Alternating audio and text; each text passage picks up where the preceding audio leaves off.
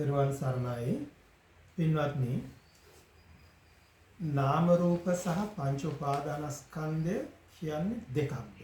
එහෙම නැත්නම් නාම රූප සහ පංච උපාදානස්කන්ධය කියන්නේ එකක්ද කියලා තමයි සමහරක් අයට මේක අවබෝධ කරගන්න බැහැ.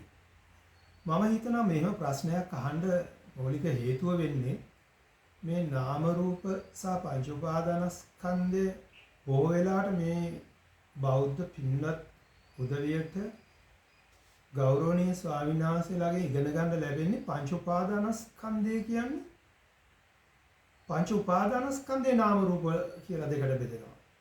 ශරීරයේ රූප උපාදානස්කන්ධයයි කියලා ගන්නවා. සිත වේදනා උපාදානස්කන්ධය, සංඥා උපාදානස්කන්ධය, සංස්කාර උපාදානස්කන්ධය, විඥාන උපාදානස්කන්ධය සිතයි කියලා නාම රූප කියලා දෙකකට ගන්නවා. මේ හේතුවෙන් තමයි මේ වගේ අර ගැටලුවකට අපේ බෞද්ධ පින්වත්තුන්පත් වෙන්නේ. මොකද පංච උපාදානස්කන්ධයේ පින්වත්නි නාම රූප වලට බෙදන්න බෑ. පංච උපාදානස්කන්ධය කියන්නේ නාම රූප නෙමෙයි. පංච උපාදානස්කන්ධය වෙනම ධර්මයක්. නාම රූප කියන්නේ වෙනම ධර්මයක්. පින්වත්නි පංච උපාදානස්කන්ධයේ රූප උපාදානස්කන්ධය කියන්නේ ශරීරයක් නෙමෙයි. වේදනා සංඥා සංකාර කියන්නේ සිත නෙමෙයි. ඒකට විඥානය කියන්නේ නාම ධර්මයක් නෙමෙයි. විඥානය කියන්නේ පින්වත්නි පැහැදිලියම නාම රූප හේතුවෙන් පහළ වෙන වෙනම ධර්මයක්. එතකොට මොකද්ද මේ බුදු පියාණන් වහන්සේ නාම රූප කියලා දේශනා කරලා තියෙන්නේ? ඇයි මෙහෙම පටලගන්නේ? ඇයි මෙහෙම අවුල් කරගන්නේ? අවබෝධ නැතුව මෙහෙම කරගන්නේ?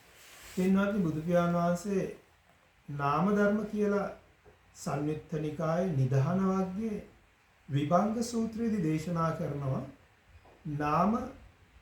නාම කියන්නේ නාම රූප කියන්නේ වේදනා සංඥා චේතනා ස්පර්ශ මනසිකාර තමයි නාම කියන්නේ. රූපය කියන්නේ සතර මහා ධාතු උපාදාය රූපය කියන එකයි.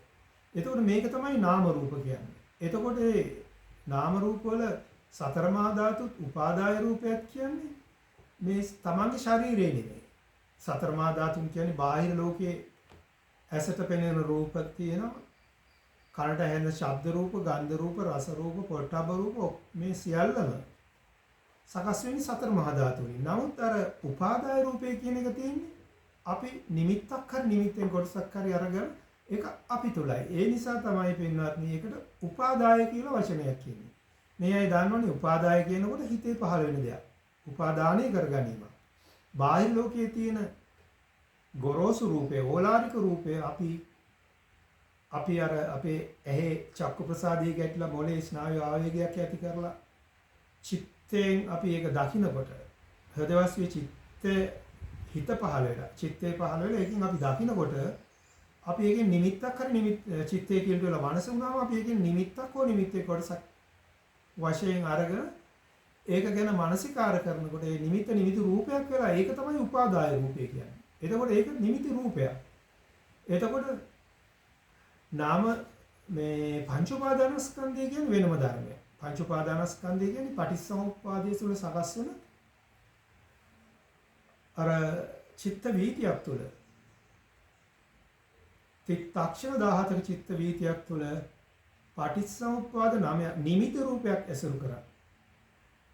නිමිති රූපය ඇසුරු කරගෙන ඒ රූපයට අදාළ නාම ධර්මයේ දැසගත්තොත් අදාළ විඥාන සකස් වෙලා විඥාණයෙන් නැවත නාම රූප සකස් වෙලා තමයි සලආයතන කියන ධර්මයක් සකස් වෙන්නේ.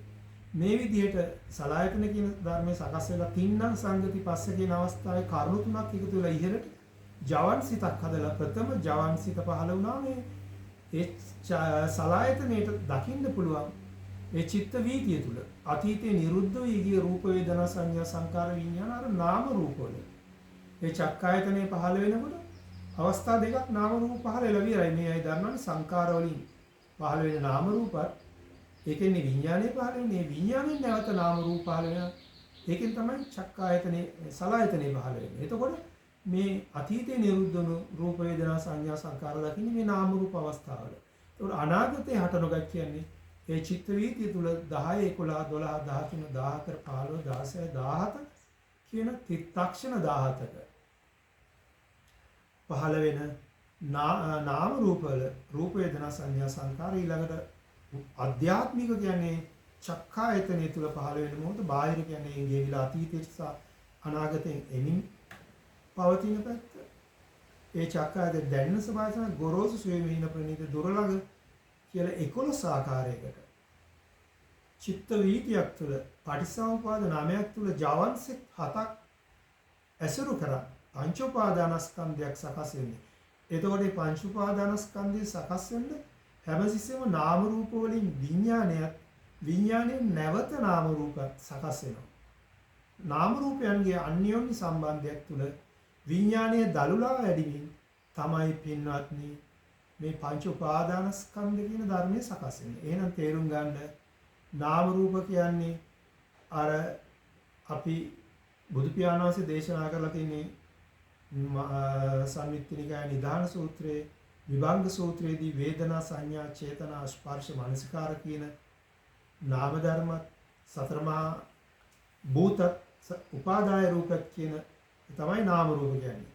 ඒතර පංච උපාදානස්කන්ධය කියන්නේ පටිච්චසමුප්පාදය තුළ මේ නාම රූප වල අන්‍යෝන්‍ය සම්බන්ධයෙන් විඥානයේ දලුලා වැඩිමින් එයින් සලාතනයක් හදලා ජවන්සෙත් සකස් කරමින් අතීතයේ නිරුද්ධ වුණු අනාගතයේ හට නොගත් වර්තමානයේ පවතින ආධ්‍යාත්මික බාහිර ගොරෝසු සුවීම හීන ප්‍රණීත දුරළඟ කියන 11 ආකාරයකට මේ අපි පොදුවේ කියන්නේ චක්කායතනෙ කියලා. මේක ඇසමුල් කරන් කතා කරා නම් පොදුවේ කියන්නේ සලායතනෙ කියලා. මේ ඇසමුල් කරගෙන කතා කළා නම් චක්කායතනෙ තමයි මේ අතීතයේ නිරුද්ධ වුණ අවස්ථාවක් දකින්නේ. අනාගතේ පැමිණෙමින් පවතින අනාගතේ හට නොගත් කියන්නේ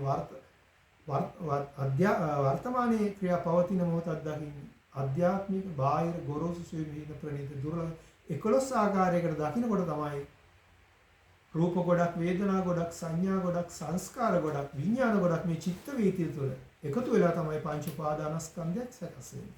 තේරුම් ගන්න නාම රූප කියන්නේ වෙනම ධර්මයක්.